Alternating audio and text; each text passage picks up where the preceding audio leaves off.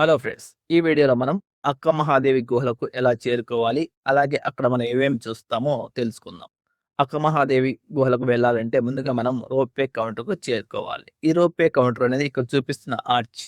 ఈ ఆర్చ్ మనకు శ్రీశైలము తూర్పు గోపురానికి ఎడమ వైపున ఉంటుంది. ఈ ఆర్చ్ నుంచి మనం లోపలికి వెళ్తూ ఉంటే గణేష్ ఫుడ్ కోర్ట్, అలాగే శివదీక్ష తీసుకున్న భక్తులు ఇరుముడి సమర్పించే ప్రదేశం, అలాగే కళ్యాణకట్ట, డార్మెంటరీలు, అలాగే ఫుడ్ స్టాల్స్, టిఫిన్ సెంటర్స్ ఇలా ఎన్నో ఉంటాయి. అలాగే మనకి లెఫ్ట్ సైడ్‌లో పాతాళేశ్వర సదన్ అని వస్తుంది. ఆ సదన్‌కి పక్కనే మీకు ఈ రోపే కౌంటర్ ఉంటుంది. ఇది పాతాళ గంగ ఆర్చ్‌కి లెఫ్ట్ సైడ్‌లో ఉంటుంది. మీకు అక్కడికి వెళ్తే మీకు లెఫ్ట్‌లో కనిపిస్తుంది. మీరు చూడొచ్చు. ఈ రోపే కౌంటర్‌కి వెళ్ళినట్లయితే మీకు ఈ రోపే కౌంటర్‌లో మనకు మొత్తం 3 రకాల టికెట్స్ వస్తాయి. టికెట్స్ ఇస్తారు. ఉదయం 6 నుంచి 5:30 వరకైతే మనకి టికెట్స్ ఇస్తారు. దీంట్లో మీకు రోప్‌వే టికెట్ పెద్దవాళ్ళకి వచ్చేసైతే రూ. 100, చిన్న పిల్లలకైతే రూ. 70. ఇక డ్యామ్ విహారయాత్ర అయితే పెద్దలకి రూ. 80, చిన్న పిల్లలకైతే రూ. 60. అక్క మహాదేవి గుహలైతే పెద్దవాళ్ళకు 650, చిన్న పిల్లలకైతే రూ. 520. అక్క మహాదేవి గుహలకెళ్ళే వాళ్ళు ఈ అక్క మహాదేవి టికెట్‌తో పాటుగా రోప్‌వే టికెట్ కూడా తీసుకోవాల్సి ఉంటుంది. అక్క మహాదేవి గుహలు టికెట్ మీకు దొరికినట్లయితే ఈ రోప్‌వే టికెట్, అలాగే పడవ డ్యామ్ విహారయాత్రకు మీరు ఎప్పుడైనా వచ్చి టికెట్ తీసుకోవచ్చు. దీనికోసం ఉదయాన్నే వచ్చి నిలబడాల్సిన అవసరం అయితే లేదు. అలాగే ఒకవేళ మీకు రోప్‌వే అవసరం లేకపోతే పాతాళగంగ మెట్ల ద్వారం ద్వారా కూడా కిందకి వెళ్లి మీరు స్నానాలు గట్రా చేయొచ్చు. అలాగే డ్యామ్‌లో పడవలో విహారయాత్ర కూడా చేరుకోవచ్చు. దీనికి సంబంధించిన వీడియో డిస్క్రిప్షన్ బాక్స్‌లో ఉంది, చెక్ చేయండి. అక్క మహాదేవి బోర్డు ప్రయాణం అనేది ఉదయం 9 గంటలకు స్టార్ట్ అవుతుంది. కానీ ఉదయం 6 గంటలకు టికెట్స్ ఇస్తారు. రద్దీ దృష్ట్యా మీకు టికెట్స్ దొరకాలంటే మీరు ఖచ్చితంగా ఉదయం 4 లేదా 3 గంటలకే టికెట్ కౌంటర్‌లో నిలబడాల్సి ఉంటుంది. ఎందుకంటే రోజుకి 100 టికెట్లు మాత్రమే ఇక్కడ ఇస్తారు. అలాగే ప్రతి పర్సన్‌కి 5 టికెట్లు ఇస్తారు. అంటే ఒక్కొక్క పర్సన్ 5 టికెట్లు తీసుకున్నట్లు అంటే 20 మంది లైన్‌లో నిలబడినట్లయితే మనకు టికెట్ దొరకదు. ఒకవేళ 100 టికెట్లు అయిపోయినట్లయితే అక్కడ కౌంటర్‌లో ఉన్న వ్యక్తి మన టికెట్ అంటే మన వివరాలతో పాటుగా మన ఫోన్ నంబర్ తీసుకుంటారు. అంటే అడ్వాన్స్ బుకింగ్ కిందలోకి వస్తుంది. ఒకవేళ మీరు నెక్స్ట్ డే వెళ్ళాలనుకుంటే అతను మీకు కాల్ చేసి ఉదయం ఒక స్పెషల్ బోట్ ఉంటుంది 7 గంటలకు. దాంట్లో మిమ్మల్ని పంపిస్తారు. మేము అలాగే వెళ్ళాము. ఇక నెక్స్ట్ డే ఉదయం 7 గంటలకు మేము టికెట్ కౌంటర్‌కి చేరుకొని రోప్‌వే టికెట్ తీసుకొని రోప్‌వేలో ఎక్కేసాము. ఇక్కడ రోప్‌వేలో 4 క్యాబిన్స్ ఉన్నాయి. ఒక్కొక్క క్యాబిన్‌లో నలుగురు వ్యక్తులు చొప్పున ఒక్కొక్క రౌండ్‌కి 16 మంది వెళ్ళటము, అలాగే రావడము జరుగుతుంది. అంటే వెళ్ళడానికి ఒక వే, రావడానికి ఒక వే ఉన్నాయి. ఇలా ఒక్కొక్క వైపు 4 క్యాబిన్స్ అయితే అందుబాటులో ఉన్నాయి. వెళ్తూ ఉంటే మనకు కృష్ణానది అందాలతో పాటుగా చుట్టూ ఉన్న పరిసరాలు కూడా కనిపిస్తూ ఉంటాయి. అలాగే ఈ పాతాళగంగ దగ్గర చేరుకోవడానికి రోప్‌వేతో పాటుగా మన మెట్ల మార్గం కూడా ఉందని చెప్పుకున్నాం కదా! అలాగే ఇక్కడ రోడ్‌వే కూడా ఉంది. అయితే మట్టి రోడ్ ఇదంతా. ఇక్కడికి కొంతమంది బైక్స్ ద్వారా రావడం అయితే నేను గమనించాను. ఇక్కడ మీకు కృష్ణానది అందాలను రోప్‌వేలో చూపించే ప్రయత్నం అయితే చేశాను.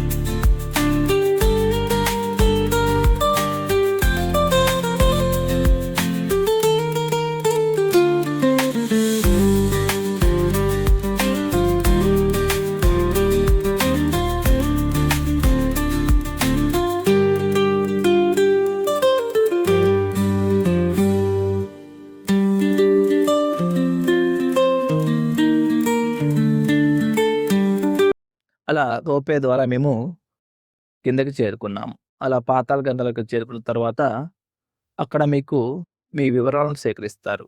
అంటే ఆధార్ కార్డ్ తప్పనిసరి. ఆధార్ కార్డ్‌తో పాటుగా మీతో పాటు వచ్చిన వ్యక్తుల వివరాలను వాళ్ళు నోట్ చేసుకుంటారు. నోట్ చేసుకొని ఆ పేపర్‌ను బోట్‌లో ఉన్న వ్యక్తికి ఇస్తారు. అక్కడ మీకు ఎంతమంది పర్సన్స్ ఉన్నారో చెక్ చేసుకొని మిమ్మల్ని బోట్‌లోకి ఎక్కిస్తారు. బోట్‌లోకి ఎక్కించుకున్న తర్వాత పాతాళ గంగ నుంచి అక్క మహాదేవి గుహలకు మీ బోటు ప్రయాణం మొదలవుతుంది.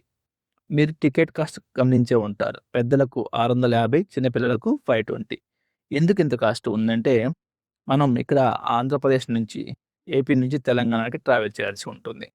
ఈ జర్నీ మీకు 1:30-2 గంటల సమయం అయితే పడుతుంది. అంటే వెళ్ళడానికి 2 గంటలు, రావడానికి 2 గంటలు. ఎంత లేదన్నా మీకు 3:30-4 గంటల సమయం అయితే పడుతుంది. మీకక్కడ ఈ ట్రావెల్‌లో మీకు ఎటువంటి ఫుడ్డు అలాంటివి ఏమీ దొరకవు. కాబట్టి మీరు వెళ్ళే ముందు వాటర్ గానీ, అలాగే స్నాక్స్ గానీ, టిఫిన్స్ గానీ ఏమైనా సరే మీతో పాటు మీరు తీసుకెళ్ళవలసి ఉంటుంది. ఇది మీరు గమనించాలి. తరువాత అందరూ ఆధార్ కార్డ్స్ ఉండాలంటే ఉండాల్సిన అవసరం లేదు. కానీ ఒకళ్ళదైతే పక్కా ఉండాలి.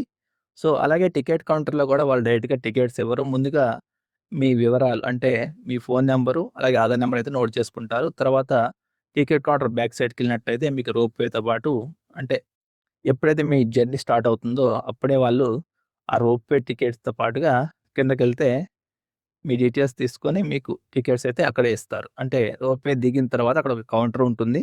ఆ కౌంటర్‌లో మాత్రమే మీకు ఈ అక్క మహాదేవి టికెట్స్ అయితే ఇస్తారు. అక్కడే పేమెంట్ కూడా తీసుకుంటారు. పేమెంట్‌లో కొంత భాగం మీరు క్యాష్ పేమెంట్ చేయాల్సి ఉంటుంది. మిగతాది యూపీఐ ద్వారా కూడా మీరు చేయవచ్చు. అక్క మహాదేవి గుహలకు వెళ్ళే ఈ ప్రయాణం ఏదైతే ఉందో చాలా ఆహ్లాదభరితంగా అనిపిస్తుంది. మీరు గనక మొదటిసారి బోటు ప్రయాణం లేదా పడవ ప్రయాణం చేస్తున్నట్లయితే మీరు ఎంతగానో ఎంజాయ్ చేస్తారు. ఒకవైపు కొండలు, ఆ కొండల పైన చెట్లు, మరొక వైపు డ్యామ్‌లు ఇలా ఎన్నో కనిపిస్తూ ఉంటాయి. ఇవి చూడడానికి ఎంతో ఆహ్లాదభరితంగా ప్రకృతిని మనం ఎంజాయ్ చేయవచ్చు. ఈ జర్నీ ఏదైతే ఉందో నాకైతే భద్రాచలం, పాపికొండల టూర్‌నైతే గుర్తుకు తెచ్చింది. ఎందుకంటే 2 ఒకేలాగా అనిపించాయి. అలాగే ఈ జర్నీలో వెళ్తూ ఉంటే మనకు బోట్ నడిపే వ్యక్తి ఎంతో సమాచారాన్ని మనతో అయితే షేర్ చేసుకున్నారు. అవి కూడా ఈ వీడియోలో మీకు వాయిస్ టు వాయిస్ ఇచ్చే ప్రయత్నం అయితే చేశాను గమనించండి. ఇక అక్క మహాదేవి ఎవరు? అసలు అక్క మహాదేవి ఎక్కడి నుంచి ఇక్కడికొచ్చింది? తెలుసుకునే ప్రయత్నం అయితే చేద్దాం.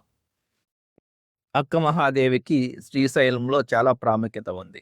అక్క మహాదేవి యొక్క విగ్రహం శ్రీశైలం గుడిలో పాటుగా దక్షిణ గోపురానికి అంటే మనం ఎప్పుడైతే స్వామివారిని చూసి బయటికి వెళ్ళేటప్పుడు అక్కడ జగద్గురు మఠం అని ఒకటొస్తుంది. దాని పక్కనే మీకు దక్షిణ గోపురం ఉంటుంది. దాని దగ్గర అక్క మహాదేవి యొక్క విగ్రహం ఉంటుంది. అక్క మహాదేవి యొక్క విగ్రహం ఆమె శరీరం మొత్తం కూడా జుట్టుతో కప్పబడి ఉంటుంది. ఆమె ఒక్క నూలుపోగు కూడా లేకుండా ఉంటుంది. దానికి గల కారణం ఏంటో కూడా మనం తెలుసుకుందాం. అక్క మహాదేవి. అక్క మహాదేవి శివుడినే తన భర్తగా భావించి, తన ఊహదేశిన కాడి నుంచి శివుడి కోసం తప్పిస్తూ ఉంటుంది. అక్క మహాదేవి. అక్క మహాదేవి కర్ణాటకలోని షిమోగా సమీపంలోని ఉడతడి గ్రామంలో సుమతి, నిర్మలా శెట్టి దంపతులకు జన్మించింది. ఆమె పార్వతీదేవి అంశంతో పుట్టినట్లుగా తన తల్లిదండ్రులు భావించారు. అందుకని ఆమెకు మహాదేవి అని పేరు పెట్టారు. కుటుంబ సాంప్రదాయాన్ని అనుసరిస్తూ బాల్యం నుంచే అక్క మహాదేవి శివదీక్ష, అలాగే పంచాక్షరి మంత్రోపదేశం చేయడం జరిగింది. ఒకనాడు ఉడుతడిని పాలించే రాజు కౌశికుడు నగరంలో ఊరేగుతుండగా మేడపై నుంచి రాజును చూస్తున్నటువంటి మహాదేవిని చూశాడు. ఆమె అందానికి మోహితుడయి ఆమెను పెళ్లి చేసుకోవాలనుకున్నాడు. అలా మంత్రిని పిలిచి మహాదేవి తల్లిదండ్రుల వద్దకు పంపించారు. వారు అంగీకరించకపోవడంతో మంత్రి వారిని అధికార దర్పంతో భయపెట్టాడు. తల్లిదండ్రుల అవస్థను గమనించిన మహాదేవి ఒక ఆలోచన చేసింది. రాజు తను విధించే 3 కోరికలను ఒప్పుకున్నట్లయితే తనను పెళ్లి చేసుకుంటానని ఒప్పుకుంది. అలా రాజుకు తన 3 కోరికలను తెలిపి రాజుగారి భవనానికైతే వెళ్ళడం జరిగింది. రాజభవనానికి ప్రవేశించిన అక్క మహాదేవి నిత్యం స్వామి పూజ చేసుకుంటూ కాలం గడపసాగింది. అయితే ఎంతకాలమైనా సి లింగ పూజ చేస్తున్న అక్క మహాదేవి రాజు వద్దకైతే రాదు. కొంతకాలానికి నిరాశ చెందిన కౌశికుడు ఆమె వ్రతానికి భంగం కలిగిస్తాడు. ఒకనాటి రాత్రి ఆమె పడకగదిలో నిద్రిస్తుండగా తమ కుటుంబ ఆరాధ్య గురువైన గురులింగ దేవుడు వచ్చాడని తెలిసి ఆమె ఉన్నపాటున బయటకు వచ్చి గురుదర్శనం చేసుకుంటుంది. అప్పుడు తమ గురువుగారు వెళ్ళి వస్త్రాలు ధరించి రావాల్సిందిగా ఆజ్ఞాపిస్తాడు. ఆమె ధరిస్తున్న చీరను కౌశికుడు లాగేస్తాడు. పరమభక్తురాలివి కదా, నీకు వస్త్రం ఎందుకు అని అపహాస్యం చేస్తాడు. అప్పుడు అక్క మహాదేవి తన బారైన కేశాలనే వస్త్రాలుగా ధరించి వెళ్ళి గురుదర్శనం చేసుకుంటుంది. అప్పటి నుండి అక్క మహాదేవి వస్త్రాలు ధరింపకుండా జీవితాంతం కేశాంబరిగానే ఉండిపోయింది. అంటే తన కేశాలనే దుస్తులుగా భావించి ఉండేది. రాజమందిరం నుండి బయటపడిన మహాదేవి అనేక కష్టాలను ఎదుర్కొంటూ కళ్యాణపట్టణం చేరుకుంటుంది. అలా కళ్యాణపట్టణం చేరుకున్న మహాదేవి అనుభవ మండపానికి అధిపతి అయిన ప్రభుదేవుడు ఆమెను పరీక్షించి మండప ప్రవేశం కల్పిస్తాడు. అనుభవ మండపంలోని వారందరూ ఆమెను అక్కగా భావిస్తారు.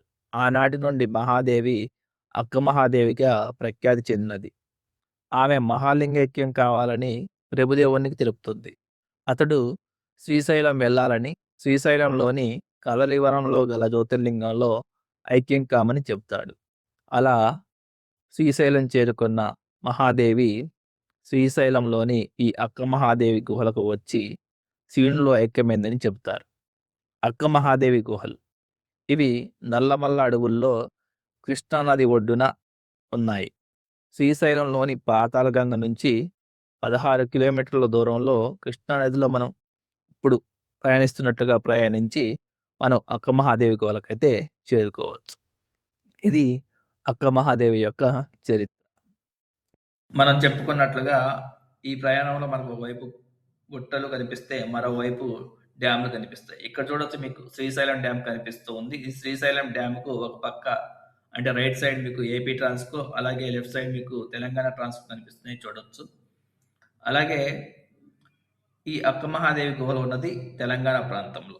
కానీ మనకు తెలంగాణ ప్రభుత్వం అయితే ఈ అక్క మహాదేవులకు ఎటువంటి పర్యాటక ప్రాధాన్యత ఇవ్వకపోవడం వల్ల మనం ఆంధ్రప్రదేశ్ నుంచి 4 గంటలు సమయం అయితే దీనికి కేటాయించవలసి వస్తుంది. అదే తెలంగాణ ప్రభుత్వం చొరవ తీసుకున్నట్లయితే మనకు ఈ ప్రయాణ సమయం అనేది చాలా వరకు సేవ్ అవుతుంది.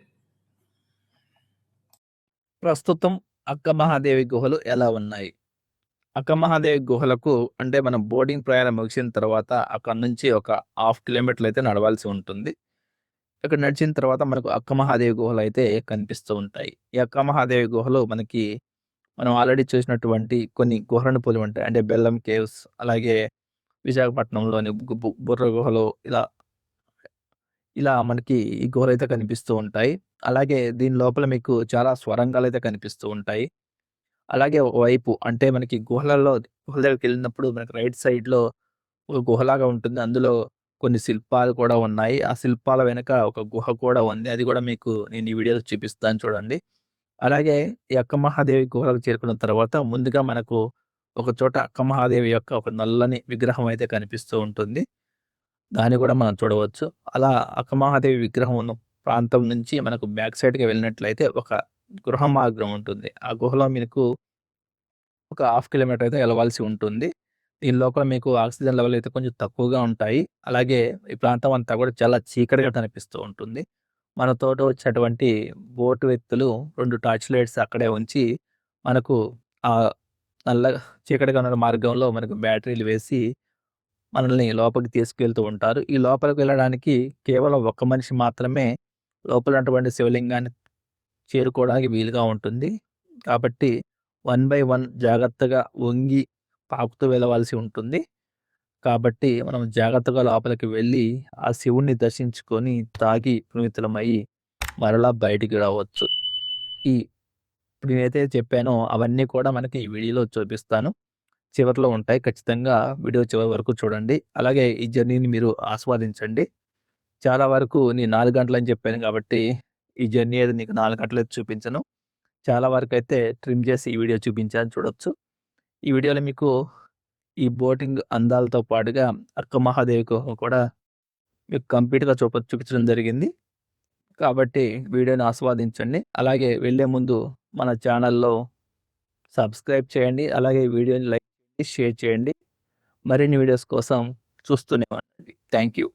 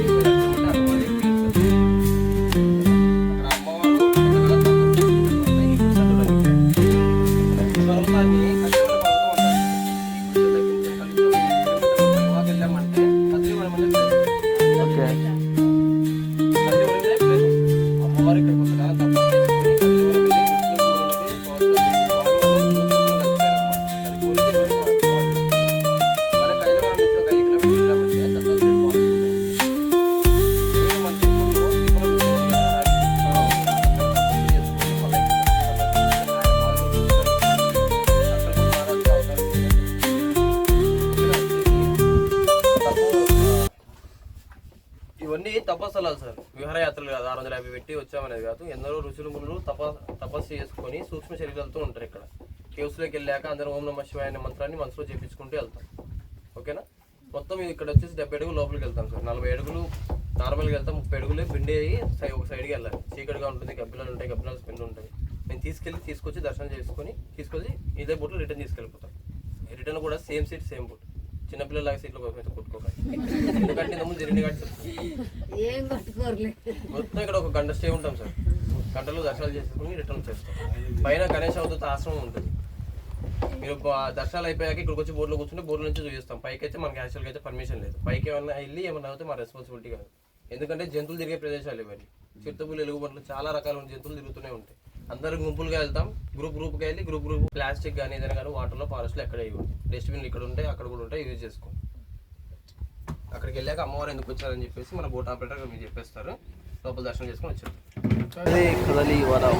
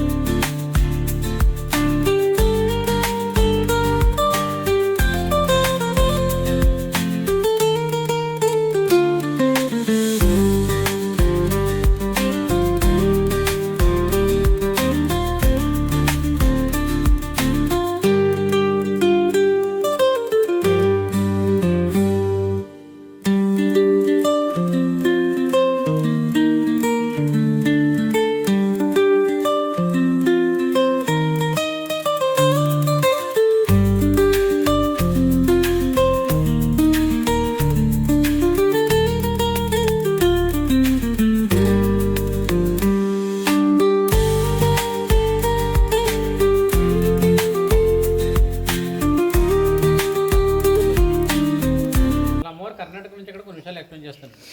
శ్రీ అక్కమహాద అమ్మవారిది కర్ణాటక రాష్ట్రం శివమొగ్గ డిస్ట్రిక్ట్ గుడితేడని చిన్న పల్లెటూరులో జన్మించారు. తల్లిదండ్రులు సుమతీదేవి, నిర్మలా శక్తి. అమ్మవారి ఏరోసైవ లింగై క్యాస్ట్. కర్ణాటకలో 90% శివుడిని పూజిస్తారు. కర్ణాటకలో శివుడిని చెన్నమల్లికార్జున అని పిలుస్తారు. ఆ తల్లి ఫస్ట్ నుంచి కూడా శివపతి తపోపురాలు. ఆ తల్లి తన ఆరాధ్యమైన శివీస్వరూపాన్ని చూసి చేసుకుంటే శివుడినే పెళ్లి చేసుకోవాలని ఆశపడుతున్నాడు అమ్మవారు. అమ్మవారి మహాసౌందర్యవతి. ఆ తల్లి రూపం ఎంత అంటే సృష్టిలో ఉన్న అందాలన్నీ తిరుగుతూ చోట పెడితే వాటికంటే అందంగా ఉంటుందంట తల్లి. కానీ ఆ తల్లి ఏనాడు తన బాహ్య శరీరాన్ని చూసి మోజపడలేదు. తన ఆరాధ్యమైన శివ కోసమే తపస్సు చేసేది. అలా తపస్సు చేస్తుంటే కర్ణాటక రాజు కౌశికుడు జైన మతస్థుడు అమ్మవారి ఒక అందాన్ని, అమ్మవారి ఒక గుణాన్ని చూసి పెళ్లి చేసుకుంటే పాసిపడతారండి. మంత్రి గారి చేత అక్కమ్మ హోదే తల్లిదండ్రులు కోరి పంపిస్తారు. ఏమని రాజుగారు మీ అమ్మాయిని వివాహం చేసుకుంటానంటారు. ఒప్పుకొని పక్షంలో మీరు జీవితకెళ్ళి చేయాలని చెప్పి తల్లిదండ్రులకు విషయం తెలియగానే బాధపడతారండి. ఎందుకంటే ఈ తల్లి చేసుకుంటే శివుడినే పెళ్లి చేసుకున్నాను. అమ్మవారికి కూడా విషయం తెలుస్తుందనమాట. నాకు జన్మనిచ్చిన తల్లిదండ్రులకి ఎంత ప్రాబ్లమా, రాజుగారు వివాహానికి ఒప్పుకొని పక్షంలో నా తల్లిదండ్రులు జీవితగది చేయాలని చెప్పి నేరుగా రాజుగారికి బయలుదేరుతుందండి. 3 కండిషన్లు పెడుతుందండి రాజుగారికి. మొదటిది ఏంటంటే మత మార్పుడి. మీ జైన మతాన్ని చేరేస్తే ఇంకేం మతంలో మారాలని చెప్తుంది. ఎందుకంటే అప్పట్లో జైన మతం చిన్న చూసుకుంటాడు. రాజుగారు దానికి ఓకే చెప్తారు. రెండోది మీ దగ్గర ఉన్న డబ్బు, సిరి సంపదలు ఇక్కడున్న పేద ప్రజలన్నీ దానధర్మం చేస్తాను, ఎంత చేస్తానో మీరు అబ్జెక్షన్ పెట్టకూడదు, దానికి కూడా ఓకే చెప్తారు. మూడోది మీరున్న పూజా మందిరంలోనే కొన్ని రోజుల పాటు నేను తపస్సు చేస్తాను, తపస్సులో ఉండగా మీరు టచ్ చేయరాదు, దానికి కూడా ఓకే చెప్తారు. ఎందుకంటే ఈ రాజ్యాన్ని కాబోయే రాజును కదా, ఏదో వారం 10 రోజులు తపస్సు బయటకు వస్తుంది, తర్వాత వివాహం చేసుకుందామని. ఆ తల్లి తన శిబిరాన్ని ఏర్పాటు చేసుకుంటే ఒక శివలింగం చేతితో పట్టుకుంటే ఓం నమః శివాయ అంటూ తపస్సు చేస్తుందండి. రోజులు, వారాలు, నెలలు, సంవత్సరాలు గడిచిన రాజుగారు 2 కేకలు పెట్టిన ఓం నమః శివాయ అనే మంత్రం తప్ప శిబిరంలో నుంచి బయటకు రాదండి. రాజుగారు అంటారనమాట, ఏదో వారం 10 రోజులు తపస్సు చేస్తున్నాం కొన్న నేను రోజులు అయితే ఎలాగా, నా వయసు నెవనం మొత్తం తరిగిపోతుందని చెప్పిన కామోద్రం ఆపుకోలేక ఆ శిబిరంలో దేశంలో ఉన్నవాడిని ఆలింగనం కలిగించుకోపోతాడనమాట. ఆ తల్లి ఒకటే చెప్తుంది, రాజా ఎన్నాళ్ళు నీరు లేదు, ఆహారం లేదు, నిద్ర లేదు, నాలో ఉన్న విషయాన్ని గ్రహించాలనుకున్నాను కానీ కేవలం కామం వంచితో ఈ దుష్టమైన శరీరాన్ని చూసి మీరు నన్ను గ్రహించారు. మీకు కావాల్సింది నా బాహ్య శరీరం అని చెప్పి ఒంటి మీద ఉన్న వస్త్రాలు తీసి రాజుగారి మొక్కలు దిగి వస్త్రం మారిపోతుంది అనమాట. అప్పుడు శిరోజాలే వస్త్రాలుగా ఏర్పరిచిన పరమభక్తులండి. ఆ టైంలో ఆ తల్లి రాజుగారికి ఎలా దర్శిస్తుందంటే వాళ్ళ జైన తీర్థములు దిగంబరంగా దర్శిస్తుంది అనమాట. రాజుగారికి జ్ఞానోదయం అయింది. అమ్మవారు కాళ్ళ మీద కూడా తప్పైపోయిందమ్మా, నన్ను క్షమించు, ఏదో కామోద్యంతో ప్రవర్తించాను, నువ్వు అడిగిన ఎన్ని చేసి ఇక్కడ ఉన్న ప్రజల్ని రాజ్యాన్ని సుఖ సంపదలుగా చూసుకుని తాలే ప్రాధాయపడతారండి. ఆ తల్లి ఏం చెప్తుందంటే, నేను వివాహం చేసుకుందాం ఉన్న ఉద్దేశంతో కండిషన్స్ అన్ని పెట్టలేదు రాజా, ఇప్పటికైనా నీకు అర్థమైంది కదా, ఇప్పుడున్న ప్రజల్ని రాజ్యాన్ని ఏ లోటు లేకుండా సుఖ సంపదలుగా చూసుకోమని చెప్పి తల్లి అక్కడ ఉండకుండా కర్ణాటక రాష్ట్రం కళ్యాణ నగరి అనుమండనం బయలుదేరుతుందండి గురువుగారి దగ్గరికి ఉపదేశం తీసుకోవడం కోసం. గురువుగారి సభలో ప్రవేశపెడతారు అమ్మవారు. గురువుగారు ఏమంటారంటే, పరిపూర్ణ యవనంలో ఉన్న కదమ్మా, ఎంతమంది భక్తులు నేను చూస్తున్నాను, నీకు ఇబ్బంది కలలేదని. ఎందుకంటే తల్లి స్థిరోజాలే ఒళ్ళంతా కప్పుకొని వెళ్ళడం వల్ల. ఆ తల్లి గురువుగారికి సమాధానం ఏం చెప్తుందంటే, నా మనసు నా శరీరం మొత్తం శరీరకి అర్పించానయ్యా, ఎవరో చూస్తారో చేస్తారని గురువుగారు వదిలేస్తుంది. గురువుగారు అలాగే ఇబ్బందికరంగా ఎందుకు అడిగారండి అన్నారంటే, అక్కడ ఉన్న భక్తులకి మొక్క భక్తి గుణాలు తెలియడం కోసం తప్ప వీడిని కింకపట్టడం కోసం కాదు.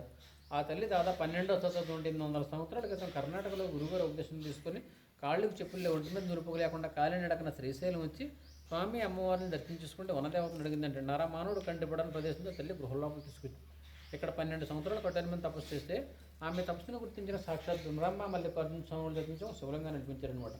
ఆ తర్వాత కదలివనని చెప్పాం కదా, అక్కడికి వెళ్ళి కొంతమంది ఋషులకు, మునులకు, ప్రవచనలు, బోధనలు చేసి శివుల్లో ఒక జ్యోతిలో ఎక్కిందండి తల్లి.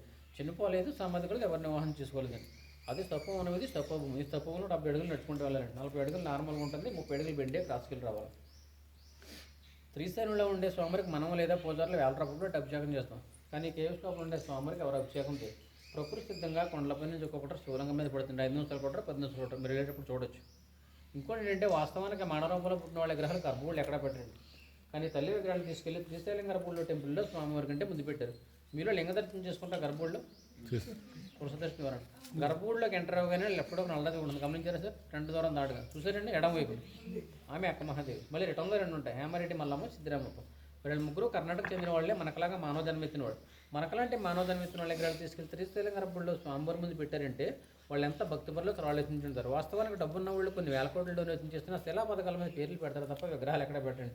వీళ్ళు ముగ్గురు కర్ణాటక చెందిన వాళ్ళే. నల్లమల్ల ఫారెస్ట్లో శివ కోసం తప్పొచ్చి శివుళ్ళు ఒక జ్యోతులు ఎక్కారండి. అర్థమవుతారు అందరికీ? తమ్ముడు ఒకసారి నువ్వు లైట్ వేసుకుని లోపలికి వెళ్ళి. ఇంకోటి ఏంటంటే సార్, ఉదయం సాయంత్రం కదలివనం అని చెప్పాం కదా, అక్కడ నుంచి 3 సాధువులు వస్తారు సార్. ఈ లోపలన్నీ శుభ్రం చేసుకుని వెళ్తారండి. శ్రీశైలం మహాపుణ్య క్షేత్రం కాబట్టి కానుకలు ఏమైనా పెట్టారనుకుంటే శివలింగం పక్కన పెట్టండి సార్. వాళ్ళ డబ్బులు ఆహారానికి కానీ అన్నదానానికి కానీ పూజ సామాగ్రి ఉపయోగించుకుంటారండి. శ్రీశైలం మహాపుణ్యక్షేత్రం కాబట్టి ఒకరికి అన్నదానం చేసామంటే కాశీలో 10,000 మందికి అన్నదానం చేసినట్లండి. ఓకేనండి. లోపలికి లేడండి. లోపల 70 అడుగుల లోపల ప్రతి ఒక్కరు కూడా ఓం నమః శివాయ మంత్రం కంపల్సరీ లోపల జపించుకుంటారు. ఎందుకంటే లాస్ట్ చాగండ గుండె వచ్చేస్తారు. ఒక మాత్ర అడిగిందనమాట, లోపలే ఓం నమః శివాయ మంత్రం ఎందుకు చెప్పాలి స్వామి అంటే, ఇప్పుడు మనం వెళ్ళి తపోభూమిలోకి ఎంతోమంది ఋషులములు వచ్చిన ప్రదేశాలమ్మ వాళ్ళ జీవులు సూక్ష్మ రూపంలో సంచరిస్తూ ఉంటే మన కాళ్ళ కింద పడిన రించిపోతే లోపల ఉండని చెప్పి ఓం నమః శివాయ మంత్రం చేయండి. నవ్వటాలే చేయకూడదు. అక్కడ మీ సెల్ ఫోన్ లైట్ ఆన్ వీడియోలు తీయకూడదని ఫోటోలు టార్చ్ లైట్ ఆన్ చేసుకుని శివలింగాన్ని 3 సార్లు ముట్టుకుని బయటికి రావాలి. ఇక్కడ ఏంటంటే ఫస్ట్ వచ్చినట్టు 101 రూపాయలు కానీ 200 రూపాయలు 500 రూపాయలు పెట్టుకుంటారు సార్. వాళ్ళ డబ్బులతో మనం పెట్టే డబ్బులతో ఆధారపడి సేవ చేసుకుంటారు సార్. మనం ఎన్నో వేల రూపాయలకు చూసుకుంటామండి. ఇక్కడ కామన్ బిజినెస్ పెట్టాలని లోపల మనుషులు రావడానికి కష్టంగా ఉంటుంది. దర్శించిన రాళ్ళు ఉంటుంది, స్కిన్ అది డ్యామేజ్ అవుతుంది. దర్శనాలు తీసుకుంటే ఇక్కడే పెట్టుకుంటాం. లోపల కూడా చెవులు తీయ చేయించి పెట్టాలనుకుంటే కానీ ఇక్కడే తీసి పెట్టుకుంటాం. ప్రతి ఒక్కరు 100 రూపాయలు కూడా ఎంత పెట్టుకుంటారు. తీసి లోపల నుంచి తీయడానికి రాళ్ళు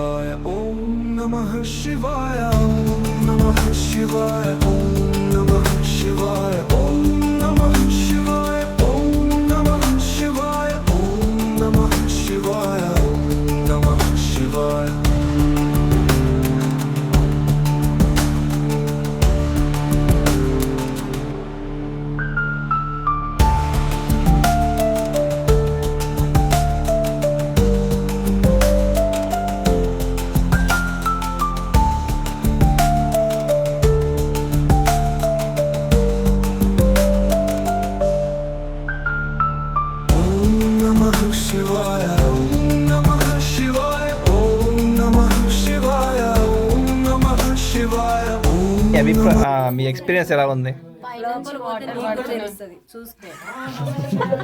అప్పుడు అది నా అభిప్రాయం అవుతుంది, మీ అభిప్రాయం అవ్వదు కదా.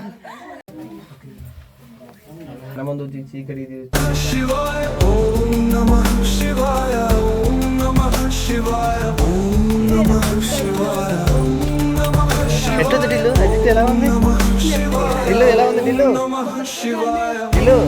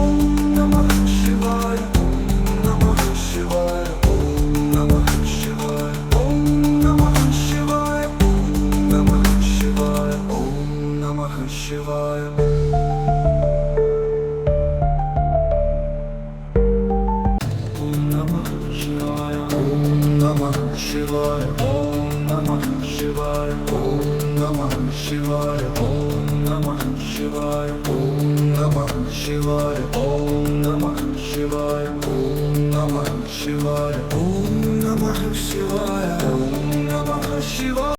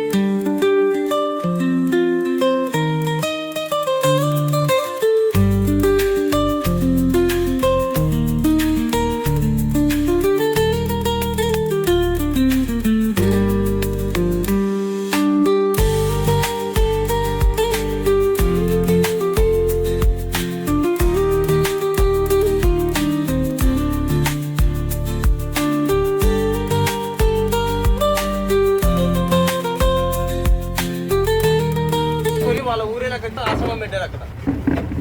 మల్లికార్జున స్వామికి జై, నరేంద్ర మోడీకి జై.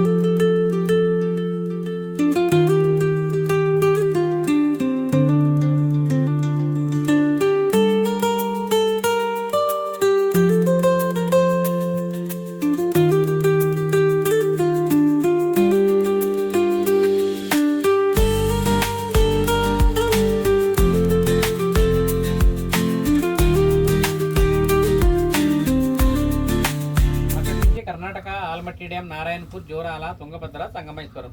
నెక్స్ట్ శ్రీశైలం. ఇక్కడ కనిపించేదంతా శ్రీశైలం స్టోరేజ్ వాటర్. ఈ గేట్లు ఓపెన్ చేస్తే Nagarjuna Sagar, Pulichintala, Vijayawada, Prakasam barrage, last bay of Bengal. బంగాళాఖాతంలో ఎక్కడ కలుస్తుందంటే కృష్ణా డిస్ట్రిక్ట్ కంతులదేవి అనే ప్లేస్లో సాగర్ సంగం అవుతుంది. ఈ నది స్టార్టింగ్ నుంచి ఎండింగ్ వరకు 1400 కిలోమీటర్లు జర్నీ చేసింది సార్. ఇదే డ్యామ్ శ్రీశైలంలో ఉంది కాబట్టి శ్రీశైలం డ్యామ్ లేదా శ్రీశైలం ప్రాజెక్ట్ అంటాం. దీని ఒరిజినల్ నేమ్ వచ్చి నీలం సంజీవిరెడ్డి సాగర్. ఎందుకంటే ఆయన ఆంధ్రప్రదేశ్ రాష్ట్ర ముఖ్యమంత్రి గారు ఆసుపత్రిగా చేశారు కాబట్టి ఆయనలో డ్యామ్కి ఎక్కువ కృషి చేస్తారు కాబట్టి డ్యామ్ కానీ పేరు పెట్టడం జరిగింది. 1963లో నెహ్రూ గారు శంకుస్థాపన చేస్తే 83 నాటికి పూర్తయింది. 20 years పెట్టింది డ్యామ్ కట్టడానికి. అప్పట్లో డ్యామ్ కట్టడానికి కూడా 565 కోట్లు. రైట్ సైడ్ బ్లూ బిల్డింగ్ కనపడుతుంది. తర్వాత ఏపీ పవర్ ఆంధ్రప్రదేశ్. అదొకసారి జనరేట్ అయిందంటే 770 మెగావాట్, 7 టర్బన్స్ ఉంటాయి. ఈచ్ 110 మెగావాట్ తయారవుతుంది. ఈ లెఫ్ట్ సైడ్ కనిపించే బిల్డింగ్ తెలంగాణ పవర్ హైదరాబాద్. ఇది ఒకసారి జనరేట్ అయిందంటే 900 మెగావాట్, 6 టర్బన్స్ ఉంటాయి. ఈచ్ 150 మెగావాట్ తయారవుతుంది. ఏరియాని ఈ జాగానే పాతాళగంగా అంటారు. ఎందుకంటే కాశీ నుంచి గంగా నది పాతాళం గుండా భూగర్భ జలాలు ఉద్భవించిందంటండి. అందుకే పాతాళగంగా అని పిలుస్తారు. నది వచ్చి కృష్ణా నది, ఫారెస్ట్ వచ్చి నడమల్ల ఫారెస్ట్. ప్రజెంట్ వాటర్ లెవెల్ 883 అడుగులు ఉంది. డ్యామ్ ఫుల్ స్టోరేజ్ 885 అడుగులు చెట్లు మొదలు దాకా వస్తాయి. అంతకుమించి అదనంగా వస్తే గేట్లు ఓపెన్ చేసి వాటర్ బయటకు పంపించి పవర్ ప్లాంట్లు రన్ చేస్తారు. ఇక్కడ చూడడానికి వాటర్ గ్రీన్ కలర్లో కనబడుతుంది కదా. కారణం ఏంటంటే చంద్రగుప్తుడు అనే మహారాజు తన కూతురు చాపం చేత నీటి అడుగున పచ్చలబండ అన్నాడంటే కూతురు తండ్రిని చెప్పించిందంట పలానా పాతాళగంగలో పచ్చలబండగా మారమని. అందువల్లే వాటర్ ఇక్కడ గ్రీన్ కలర్లో కనబడుతుంది. ఇదే వాటర్ చేతిలో తీసుకున్న, వాటర్ బాటిల్లో పట్టుకున్న, డ్యామ్ బయటకు వెళ్ళినా తిరు వెయిట్గా ఉంటుందండి. మీరు నాగార్జున విజయవాడ డ్యామ్లు చూసే ఉంటారు, వాటర్ వెయిట్గా ఉంటుంది. ఈ పాతాళగంగలో ఉందని చెప్పి అది పచ్చుతాను. మెయిన్ టెంపుల్లో దర్శనానికి వెళ్ళారు కదా, మండపంలో పెద్ద నందిని చూసారు టెంపుల్ ముందు.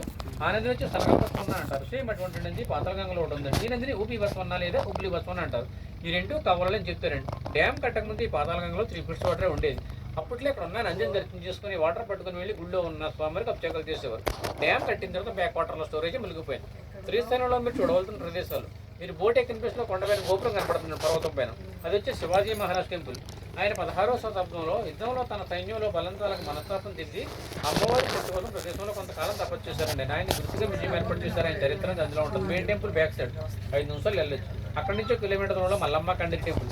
అమ్మవారి కన్నీటి ఇప్పటికీ వస్తూనే ఉంటుంది. పురోహితులు మనకు తీర్థంగా ఇస్తారు. నెక్స్ట్ చెక్ పోస్ట్ దాటికి సాక్షి గణపతి, పాలధార, పంచదార, అటకేశ్వరం, శిఖరం, నెక్స్ట్ డ్యామ్. శ్రీశైలం నుంచి 22 కిలోమీటర్ల లాంగ్ జర్నీ తీసుకున్నట్లు కృష్ణకామేశ్వర టెంపుల్ ఉంటుంది. భారతదేశంలో కల్లా ఒక్కొక్క టెంపుల్ అది శ్రీశైలం నల్లమల్ల ఫారెస్ట్లో. అక్కడ విశిష్టత ఏంటంటే వెళ్ళిన ప్రతి భక్తుడు అమ్మవారు నుదుట ప్రాతిహిగ్రానికి బొట్టు పెట్టేటప్పుడు మన మానవుడు నుదుటిని బొట్టు పెట్టుకుంటే నిలుడుస్పర్శ ఎంత మెత్తగా తగులుతుందో అలాగే ఒక అమ్మవారి విగ్రహానికి రాతికి బొట్టు పెడితే అంతే మెత్తగా తగులుతుంది. ఒక రాతికి మనకులాగా చర్మసృష్టి తగులుతుందంటే ఎంతంటే పవిత్రం పిలిచి ఒకసారి ఆలోచించుంటారు. మన ఇష్టాలను నెరవేరుతుంది కాబట్టి ఇష్టకామేశ్వర అమ్మవారిని పిలుస్తారు. మీరు అక్కడికి వెళ్ళాలనుకుంటే వెళ్ళేదాలో శిఖరం దగ్గర వన్ డే ఒక రోజు ముందుగా టికెట్ బుక్ చేసుకోవాలి. మనకు 1000 రూపాయలు చార్జ్ చేస్తారు. వాళ్ళు ఫారెస్టర్ జీబుల మీద తీసుకొస్తారండి. మీరు 2000 రూపాయలు పెట్టుకుని శ్రీశైలం వస్తారు. సార్ కుదిరితే స్వామి దర్శనం, లడ్డు ప్రసాదాలు, పాతాళగంగ వీలుగా ఉంటే బోటింగ్ చేస్తారు. 2000 రూపాయలు ఖర్చు పెట్టుకుని శ్రీశైలం చెంది చేసుకున్నా కానీ మీరు వచ్చేటప్పుడు కానీ వెళ్ళేటప్పుడు కానీ ఆంధ్ర వెళ్ళి సాక్షి గణపతి టెంపుల్ ఉంటారు. అక్కడ మీ గోత్రనామాలు చెప్పుకుని వెళ్ళాలంటే కంపల్సరీగా. ఎందుకంటే కైలాసంలో తన తండ్రి శివుడి దిట్ట ధరిస్తారు. ఎవరెవరు వచ్చారు ఎవరెవరు రాలేదని సాక్షి పలుచారు అంటే ఇప్పుడే ఉంటారు. ఈ పాతాళగంగలో స్నానం చేసిన ఆయన నీళ్ళు తల మీద చల్లుకున్న చేస్తున్న పాపాలు పోతాయని గ్రంథాలు చెప్తున్నాయి సార్.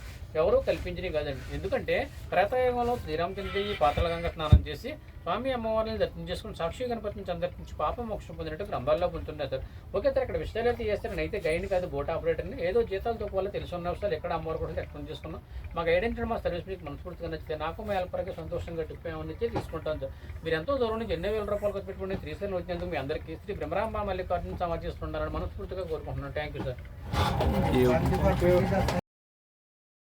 పాతాళగంగలోని వాటర్ ఆకుపచ్చ కలర్లో ఉంటుంది. దాని వెనక ఒక పురాణ గాథ ఉంది, అది తెలుసుకుందాం. ఒకప్పుడు చంద్రగుప్తుడు అనే రాజు అనేక సంవత్సరాలు యుద్ధాలు చేసి విజయానంతో రాజ్యానికి తిరిగి వస్తాడు.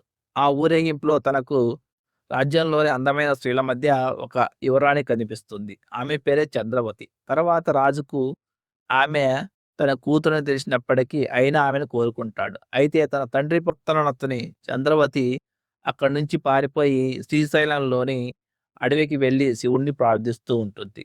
కొంతకాలం తర్వాత చంద్రగుప్తుడు అక్కడికి వెళ్ళి ఆమెను వేధించడానికి ప్రయత్నిస్తాడు.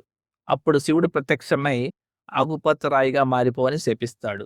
అలా మారిపోయిన రాజు తర్వాత పాతాళ గంగలో పడి పోతాడు. అలా ఈ నీరు ఆకుపచ్చ రంగులో మారిందని చెబుతారు. అయితే చంద్రగుప్తుడు శివుణ్ణి వేడుకొనగా కలియుగంలో విష్ణువు భూమికి దిగివచ్చి ఈ పాతాళగంగలో స్నానం చేసినప్పుడు తనకు విముక్తి కలుగుతుందని చెప్తాడు. అయితే ఇప్పటికి కూడా ఈ నీరు ఆకుపచ్చ కలర్లోనే ఉంది. అంటే దాని అర్థం ఇప్పటికి శ్రీ మహావిష్ణువు ఈ పాతాళ గంగలో స్నానం చేయలేదనే కదా. అలా మేము అక్క మహాదేవి గుహలకెళ్ళే యాత్రను కంప్లీట్ చేసి తిరిగి వచ్చాం. తిరిగి వచ్చిన తర్వాతే అసలు కథ మొదలైంది. ఏంటంటే రోప్‌వే. ఈ రోప్‌వే లైన్ ఏదైతే ఉందో ఫుల్లీ క్రౌడ్‌గా నిండిపోయింది. మొత్తం కూడా మాకు ఇక్కడి నుంచి బయటికి వెళ్ళడానికి గంట సమయం అయితే పట్టింది. అదే మీరు ఒకవేళ మీ టైం సేవ్ చేసుకోవాలి, మీకు ఓపిక ఉందనుకుంటే పక్కనే ఒక దారి ఉంటుంది. ఎక్కడైతే మనము ఈ బోటింగ్ వాళ్ళని కలిసి మనీ పే చేసామో దానికి స్ట్రెయిట్‌గా వెళ్తే మీరు డైరెక్ట్‌గా పాతాళ గంగ మెట్ల మార్గానికి వెళ్తారు. అక్కడి నుంచి మెట్లు ఎక్కితే మీరు పైకి 20 నిమిషాల్లో చేరుకొని టైం సేవ్ చేసుకోవచ్చు. కాబట్టి ఒంటరిగా వచ్చిన వాళ్ళు లేదా ఓపిక ఉన్న వాళ్ళు ఈ మెట్ల మార్గం ద్వారా పైకెళ్ళి టైంని సేవ్ చేసుకోండి. లేదంటే ఈ క్యూ లైన్‌లో నిలబడి మీకు చాలా టైం అయితే వేస్ట్ అయ్యే ఛాన్స్ ఉంది. గమనించగలరు. ఇలాంటి మరిన్ని వీడియోస్ కోసం మన ఛానల్‌ని లైక్ చేయండి, వీడియోని షేర్ చేయండి. కుదిరితే ఛానల్‌ని సబ్స్క్రైబ్ చేయండి. మళ్ళీ కలుసుకుందాం. వాచింగ్.